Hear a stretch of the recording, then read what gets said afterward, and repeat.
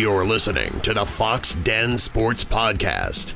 Now, here are your hosts, Todd and his three sons, Kellen, Garrett, and Gannon.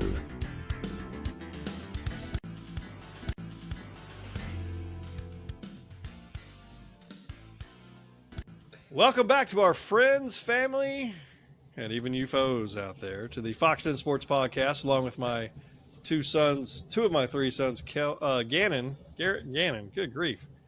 Kellen's off this week. He's not here. So we are the Foxx Den Sports Podcast. And I don't know what episode this is. We've got a lot, but is what it is.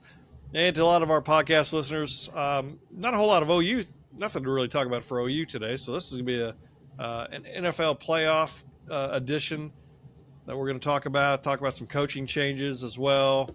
A lot has happened, but I know we had 6 games this past weekend. I think I was 5-1 on my predictions, and I know 5 home teams won, and the only game I missed and the only home team that lost was the Dallas Cowboys. You definitely missed the Houston-Cleveland game. No, did I pick Cleveland? You definitely picked Cleveland. I was like one of the. Sure? I think I was the only one who picked Houston. Because that's about the only one I got right. Really?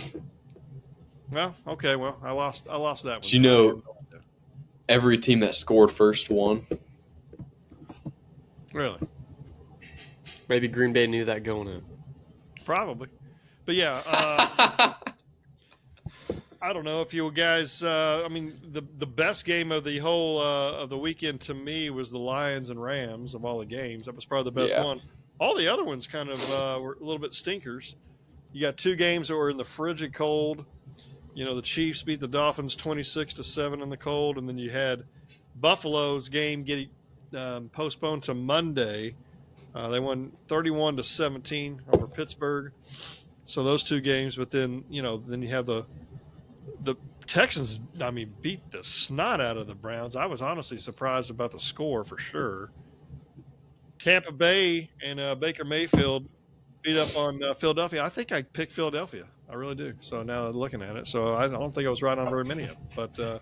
But Baker Mayfield and the team, I don't know what's going on in Philadelphia. There's some internal issues. Think about this. Buffalo had a 6-6 record, and I believe Philadelphia at one point had a 10-1 record, and they both ended up with the same record. That's ridiculous. So Buffalo, they're hot right now. They're in the playoffs, probably one of the hottest teams in the playoffs.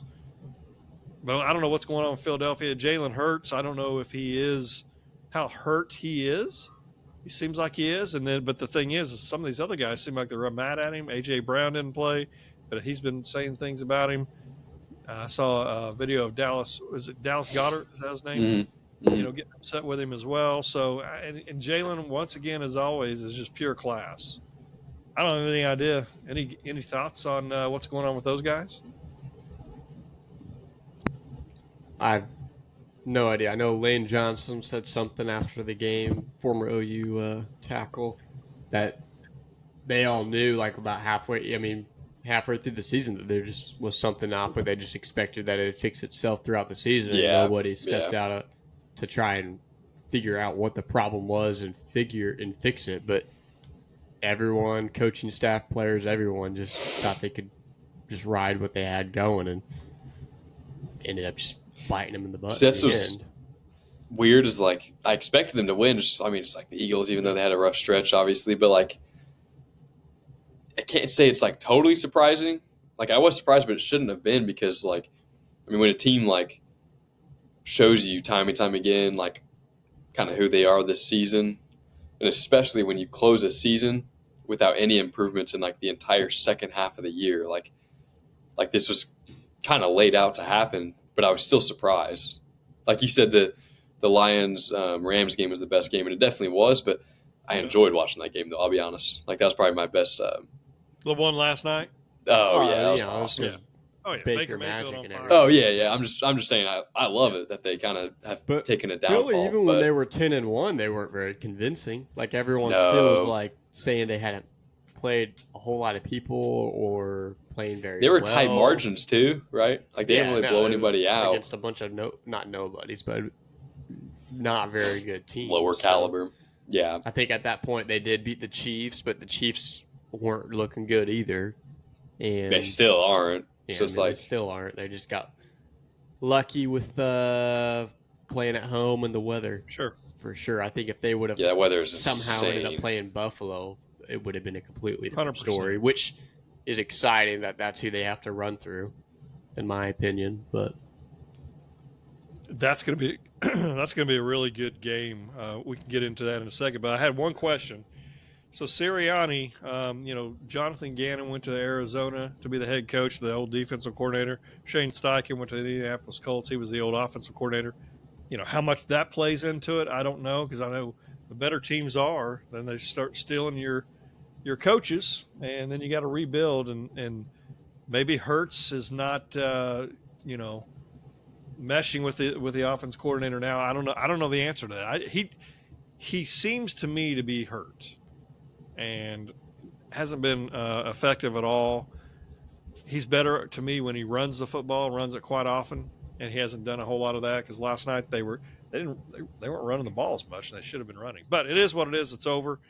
I want to know, do you guys think, because I know I brought it up last week, but do you think that Sirianni's in trouble? should be. I don't know why anybody would be blaming Hurts in this scenario. Yeah. I don't think what happened over the course of the season is not on the quarterback at all. No. That's 100% coaching. Like if there's issues in the locker room, head coach, you got to do something about that. Yeah, and I think if somehow like Hurts was the man to pull out a big win or like somehow solve the problems, like it's good if he does it, but I don't think it's any knock on him if he doesn't do it, if that makes sense. Like Sure. for the situation, like I don't think you can blame him that much. One thing I saw that comes to mind, it's like it was an interview I saw of Brett Favre talking about like mentoring Aaron Rodgers, and he's like, that's not what I got paid for. Right. You don't get paid to mentor players. You get paid to win games and be a leader. And I think Jalen fit the leader in winning games for the most part, but his job's not to fix the team. No, not Not at all. Not at all. Like No. he gets paid a lot of money, but it's not for that. Mm. No, it's to win games and be a leader in the locker room and on the field and all that, for sure. And he can win games, and he did obviously last year. Yeah. When there was I think obviously I agree. I think something's wrong with him. I think he's hurt, but I also think that there's just some internal stuff going on.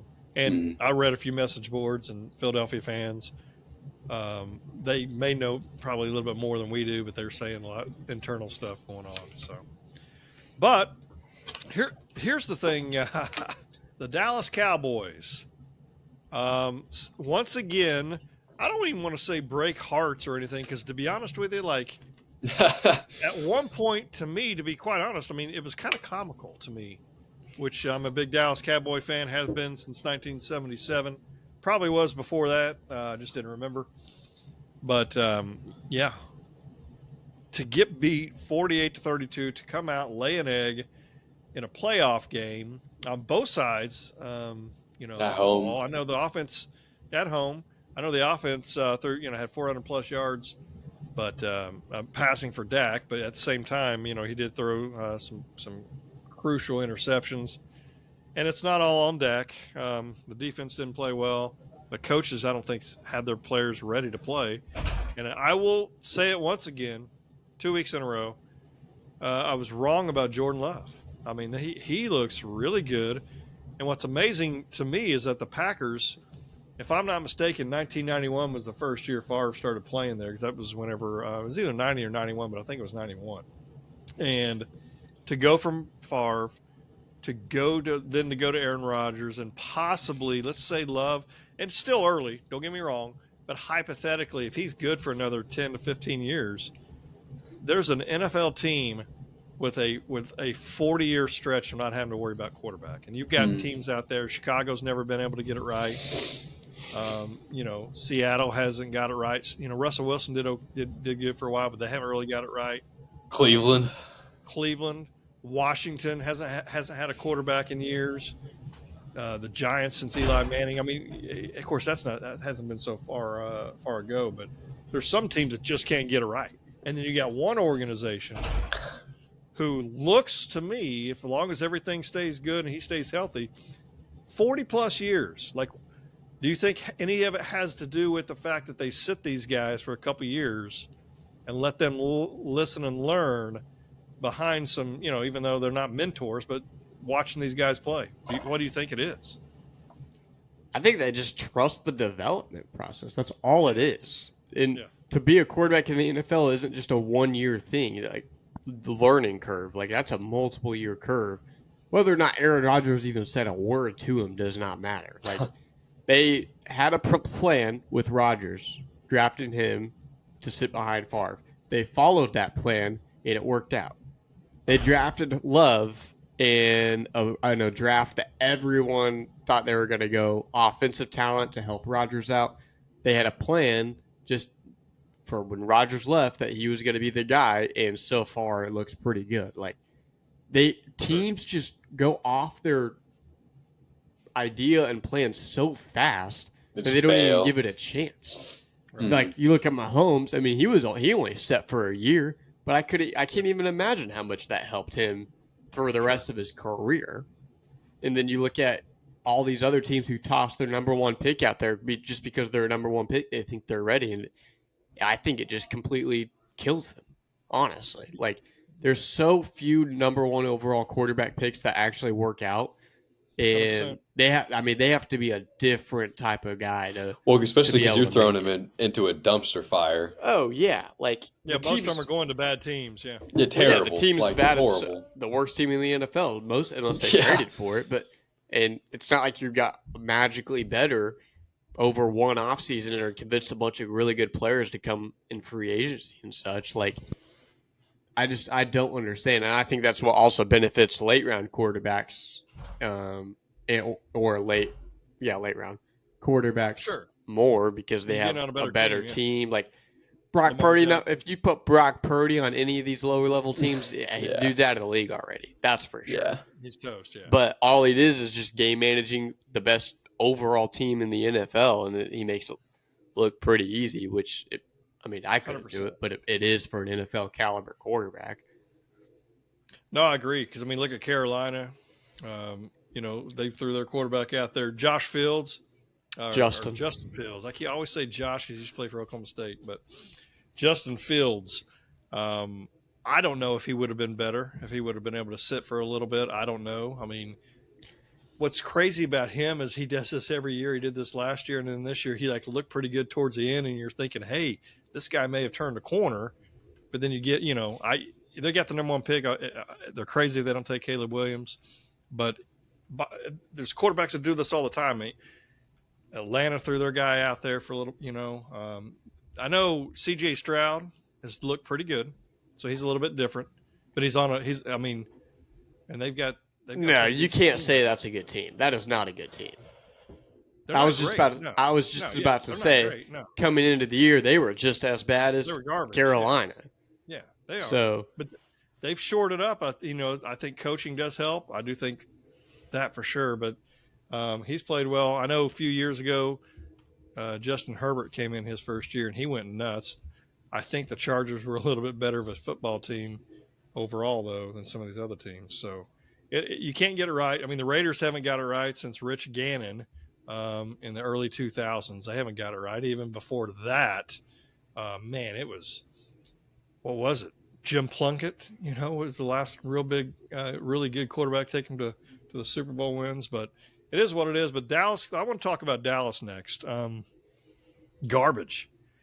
If you're Jerry Jones, this is day 2, already gone by. He hasn't fired Mike McCarthy. I don't know if he's going to. Well, if he hasn't now, when is he going to? What's the point in waiting? You're not going to get a better team over the offseason than you had this year, so I don't know why you think he's still a guy. Do you think he needs to be fired? Oh, yes. Yeah, 100%. No question. Do you think the whole coaching staff needs to be let go, or just what do you think? Just him.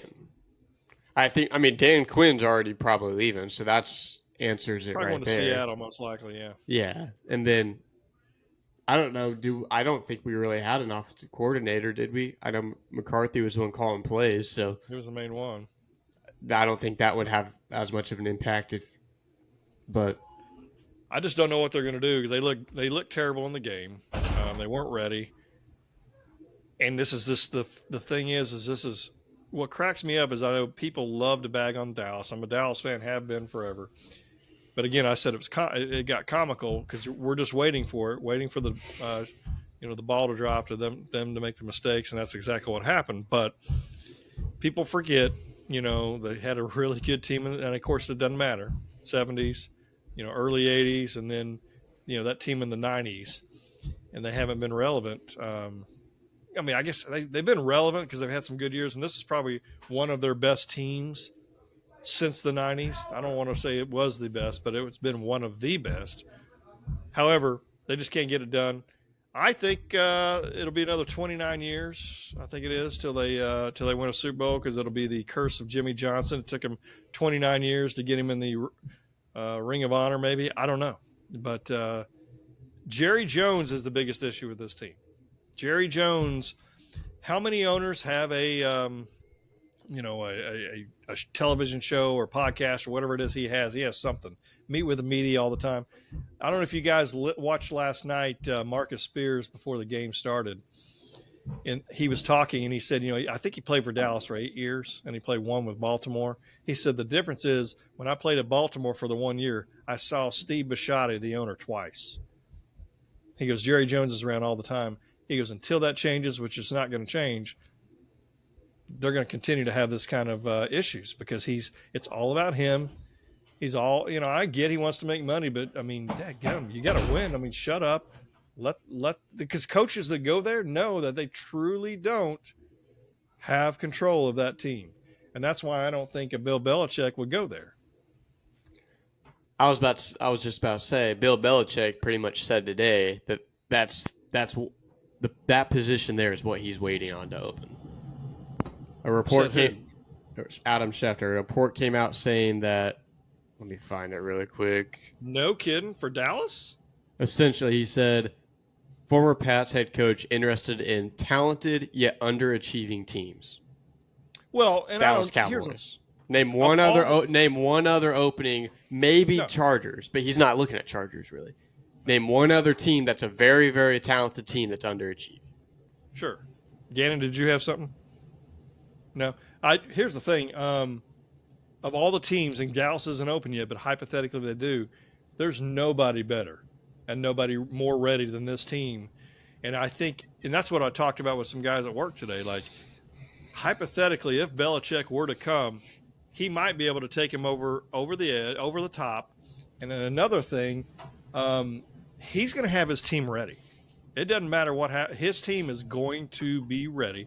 The only issue, one of the biggest issues I have with Belichick, I don't know how great of a talent evaluator he is because they haven't done really well with draft picks and they haven't done really well to develop those players. What were you going to say? Well, I was just about to say, you can say recently, yes. Recently, in the past, they've been totally fine. Man, he was hitting on them. But the thing is we don't need talent. We don't struggle with talent.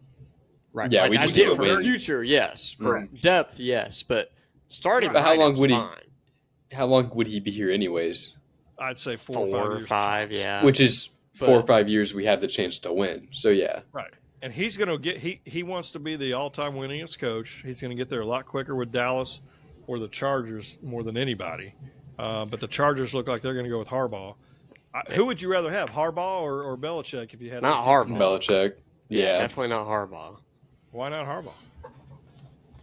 I just don't want Harbaugh. Yeah, I just don't want Harbaugh. He hasn't. I mean, he made it to a Super Bowl. Hasn't proven he can win it. You know, took him however many years to make it to win one at Michigan. Like, took him longer than everyone thought as well. That's definitely for sure. Yeah, that's interesting. But going back to Belichick. I mean, at first I was like, there's no shot that he would come. Because I just don't know how much Jerry's ego would allow it. because Jerry likes to be the front runner and hey, look at me, because he didn't have that with Jimmy Johnson. He didn't have that with Bill Parcells. I was going to say, you think it would clash like it did with Jimmy? It might, but the only thing is Jerry's 81 years old, and, you know, he could live another 10 or 15 years. I don't know the answer to that, but all I'm saying is he wants to win now. The best way to do it is to get the best person out there available, which looks like it's Bill Belichick.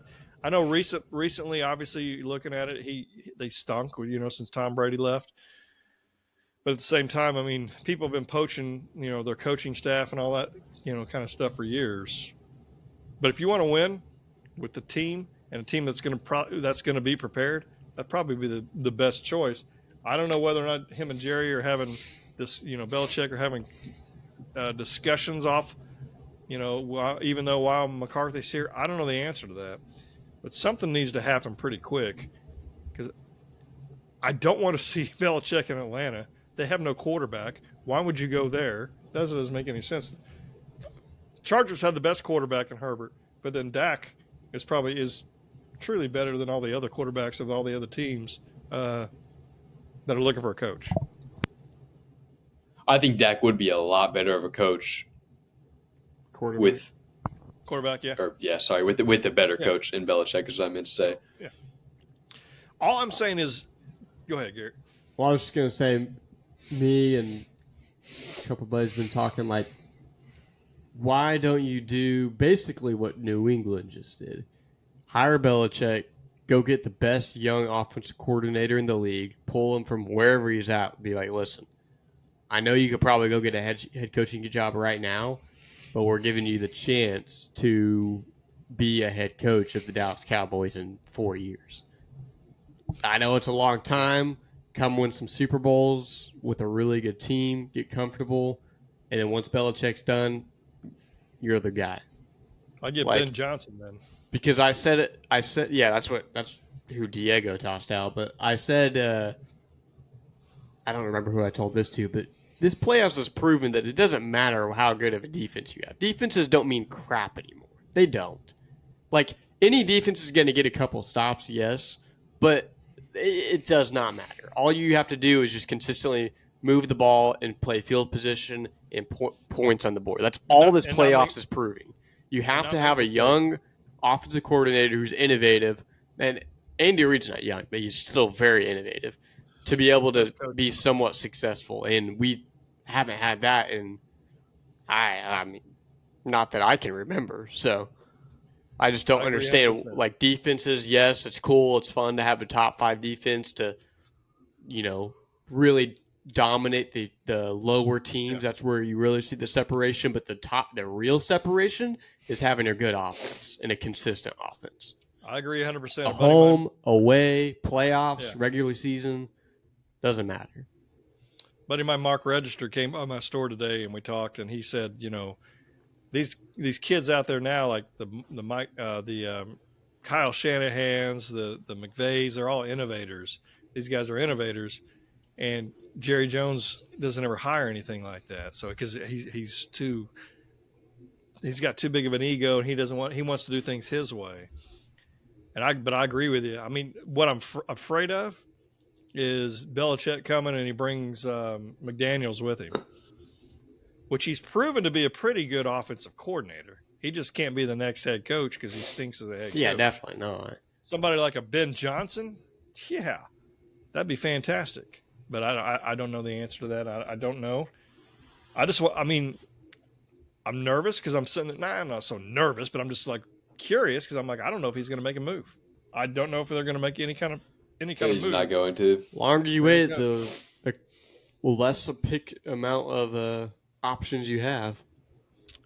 100%. Because, I mean, the only thing is, if you're Philadelphia, same thing. Get rid of Sirianni and bring in Belichick.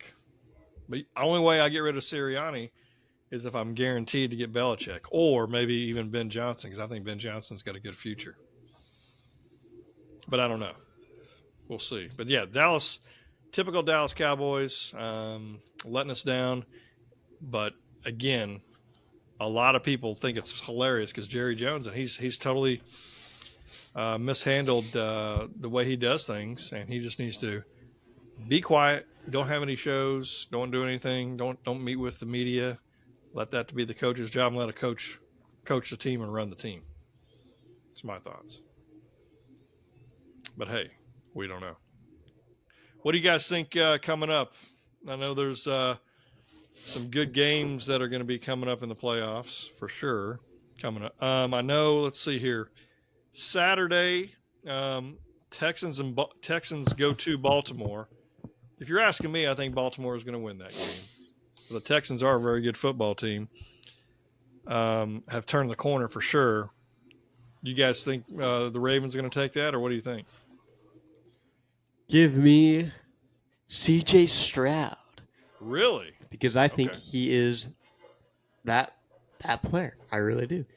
Beginning of the year, I definitely doubted him. I think I thought he was the best quarterback in the class, but I also thought this class was terrible for quarterbacks, so I didn't expect much of him. But right now, he's probably top 5 quarterback in the NFL already. So he's good. I think he's going to. I mean, in my opinion, Baltimore's defense isn't much better than Cleveland's. So why can't he do the same thing? Why? I mean, he shouldn't be. He should be able to. So yeah, I just think Baltimore's offense is a lot better. No, I mean, you're right, but in my opinion, they had that game pretty much in hand before Flacco turned those balls over. No, you're right. And the thing is like Lamar Jackson, until he proves it, which he could. I'm not saying he's not going to prove anything, but until he proves it, I mean, he does exactly kind of what. I mean, and again, I'm not blaming it all on Dak, but does what Dak does, and that's because if you have one bad game in the playoffs, you're done. You're done. Ganny, you think Baltimore is going to win or Houston? Oh, I mean, I don't know. I'd like to say Baltimore, but just going off of history in the past, 4 years or whatever, there's no reason to take Baltimore over Houston, I think. Yeah. So you're taking Houston? Yeah. Wow. I would, like I said, I wish I could say Baltimore, but same kind of thing I was saying about the Eagles. Like, when you look at what was coming, like, it's kind of clear that they were going to lose, maybe not this early, but not make it far. Yeah. But well, and then the game on Fox Saturday night, 49ers host the Packers. I think the 49ers will win that. Yeah, I think San Francisco takes that. San Francisco. I think Jordan Love makes it a game, but I think I do. I think just the best team wins there for sure. Yeah. Green Bay is one of those teams to watch out for in the next several years, for sure. He looks like he's playing recess football, is what I told Diego. Like, just the back foot throw. I mean, honestly, like Aaron Rodgers, just the back foot throwing, slinging the arm, and just that ball just go. I mean, well, perfect. Yeah, perfect. And I didn't even watch the second half. I turned it off, but I know he still kept doing what I was watching. So, running around the pocket with Micah chasing him around, who was a non-factor. So, it's unfortunate, man. But enough with that game. I agree. One of the, Sunday at 2:00 here in Central Time Zone on NBC, the Buccaneers against the Detroit Lions. Whoever wins that game, I'm going to be happy regardless. But I'm for Detroit, just because I want to see them. It's really tough. But it is tough. Baker. I also feel like I'm going to be pulling for Detroit, but like it's going to be hard because I'm going to be wanting Baker to be throwing as many touchdown passes as he can, 100%. But at the same time, like you said, I would love to see Detroit win, and I think they definitely get the best shot at beating San Fran. Yeah. So yeah, I agree, 100%. And that's the thing is the only other time I've rooted against Baker is whenever he played for Cleveland and came in and smoked the Dallas Cowboys. So, Gannon, who do you think is going to win? I think Detroit will. I think it's one of those games. I mean, I'm for Tampa Bay, but Gary's always brought up how like some games he'll be like, I think I'm for this team, but after the first 3 minutes, it's clear that he's switched sides or whatever. But I think I'm still for Tampa Bay. Yeah. But I think Detroit takes it. Not considerably a blowout, but I don't think it'll be the closest game. And then finally, has the makings of the best game of the weekend, the Chiefs and the Bills in Buffalo. I can't sit there and say cold weather is going to do anything because the Chiefs just got through, beating up on Miami. That's going to be a good game. Buffalo cold is different than Kansas City cold, though. I'm sure it is. I don't know. That game was. That's what I was thinking. Is if you're Buffalo, you kind of have to be thinking like, this kind of sucks because their home field advantage would have been so much more with any other team except Kansas City. So it's like they got to be a little disappointed, but it is colder, I'm sure. But that game in Kansas City, I mean, all the stuff showed that it was cold. 100%. I'm going to take Kansas City. I'm taking Buffalo. Yeah. But yeah, I'm taking Yeah. Buffalo. I'm taking Buffalo. I think the same thing with Kansas City. They haven't looked great all year, and True. I think it's going to show. And I think the fact that they have nobody to catch the ball at all, Kelsey's definitely regressing. Rashee Rice is downhill. He had one good game in the playoffs, and everyone thinks he's the answer. Like, he's still a rookie. He'll collapse at some point in the playoffs. And I think Josh Allen's just going to do what he does in every game, run over the defenses. I hope He'll turn the ball over a couple times for sure. But also, do you think that like 50-yard run that he had for a touchdown the other day, do you think that should have, like, what do you think about that? Because people are talking about how he did the fake slide so the defense can't go at him. So it stuns the defense because he's going to slide and then he takes off. I think yes. It was definitely a fake slide, but I don't know how you even counter that. Like, do you call it dead down right there? Yeah.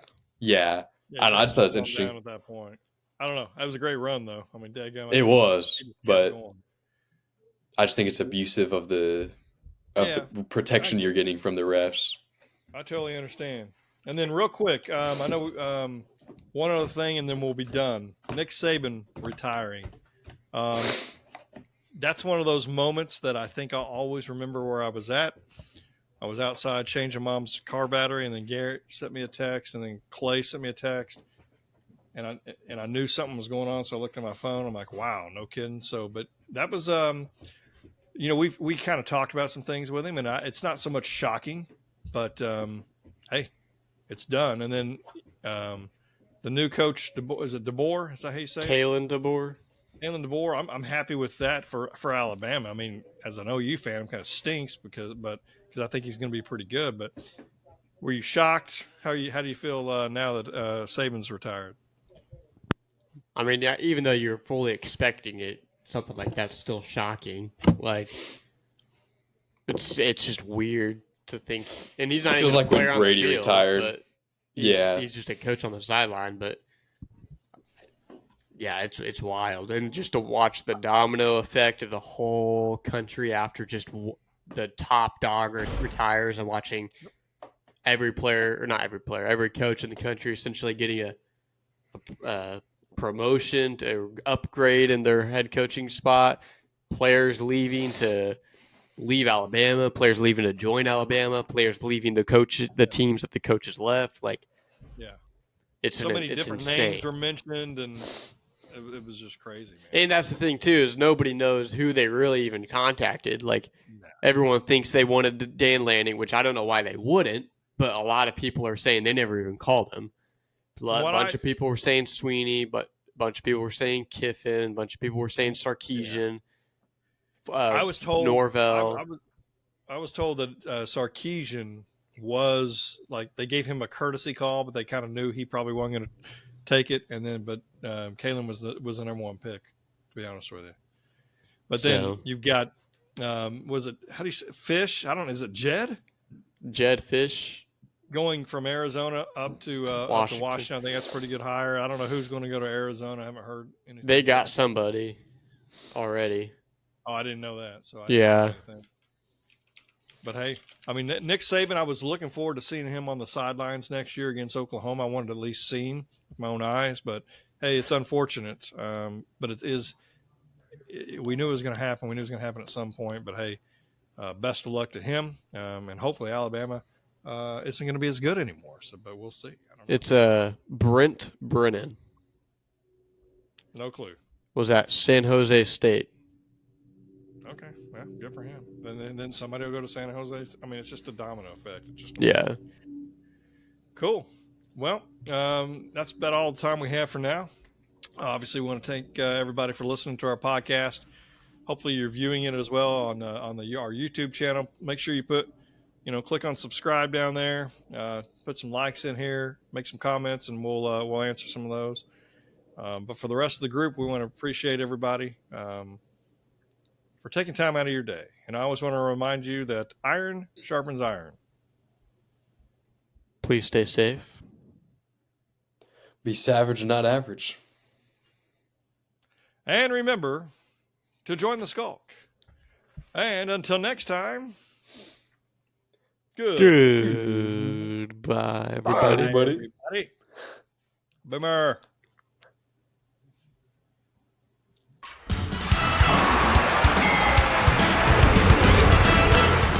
You've been listening to the Foxx Den Sports Podcast with Todd, Kellen, Garrett, and Gannon.